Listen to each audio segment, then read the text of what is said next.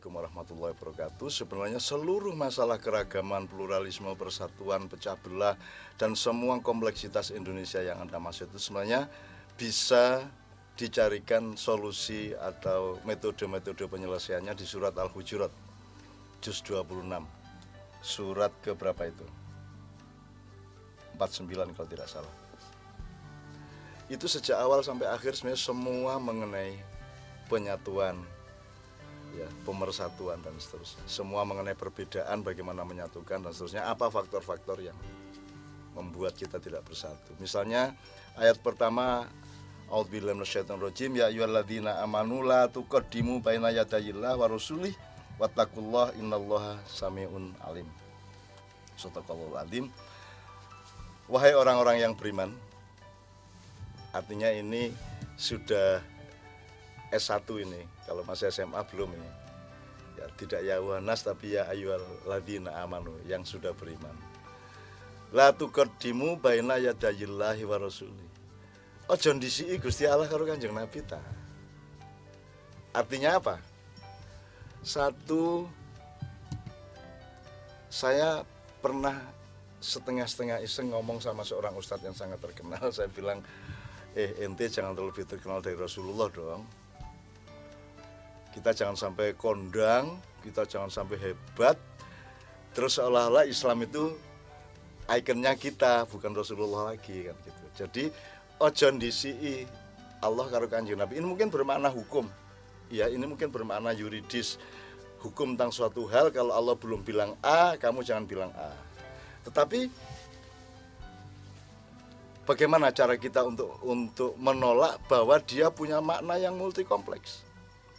Itu juga bisa berarti budaya, bisa berarti nilai, bisa berarti politik, bisa berarti apapun. Kita jangan dului Allah sama Rasulullah. Artinya misalnya gini, di awal pembicaraan bulan Ramadan ini, saya mengatakan, omongan saya ini kalau diurut itu kira-kira ya sekian kilometer di belakang firman Allah dan hadis Rasulullah. Tidak boleh saya mendahului seolah-olah omongan saya ini lebih benar daripada firman Allah dan hadis Rasulullah, sehingga nanti santri saya, orang yang merasa saya kiainya terus bilang, menurut Cak Nun gini kok gitu. Enggak bisa, Cak Nun bilang begini, seolah saya ini punya posisi sejajar dengan firman Allah. Padahal kan tidak gitu. Jadi saya tidak mau mendului.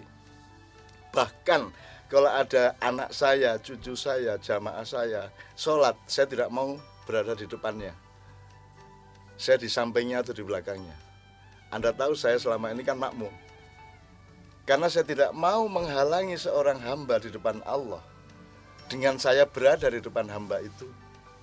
Sebagaimana banyak sekali hamba-hamba Allah yang untuk berhubungan dengan Allah, dia harus melalui prosedur-prosedur ilmu, prosedur-prosedur syariat, di mana di depannya itu ada lembaga fatwa, ada organisasi Islam, ada kiai, ulama, ustadz, mursyid, dan seterusnya. Seolah-olah di antara dia dengan Allah ada mereka itu.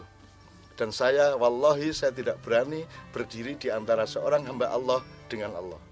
Karena dia sama Allah harus punya hubungan langsung, dia mewajah sama Allah. Karena apa? Karena saya tidak bisa menolong dia. Satu-satunya berhak hanya Rasulullah di situ. Selain Rasulullah tidak ada yang berhak. Saya tidak bisa nolong dia, dia juga tidak bisa nolong saya. Apakah kalau saya membaiat Anda untuk menjadi pengikut saya, nanti di akhirat saya bisa nolong Anda? Dari neraka saya tawar untuk masuk surga, kan tidak bisa. Saya tidak bisa menolong, maka jangan saya dimursyidkan, jangan saya dikiaikan, jangan saya diustadkan, karena aku tidak mampu menolongmu. Aku hanya bisa bersamamu memohon kepada Allah agar diridhoi, diampuni dosa-dosa kita. Kita berada pada posisi yang sama, di depan kita hanya ada Allah dan Rasulullah SAW, selebihnya bersama-sama kita berjamaah. Kira-kira begitu prinsip menurut saya. Anda silahkan tolak, kalau menolak tidak ada masalah, karena saya tidak penting. Yang penting adalah Allah dan Rasulullah SAW. Assalamualaikum warahmatullahi wabarakatuh.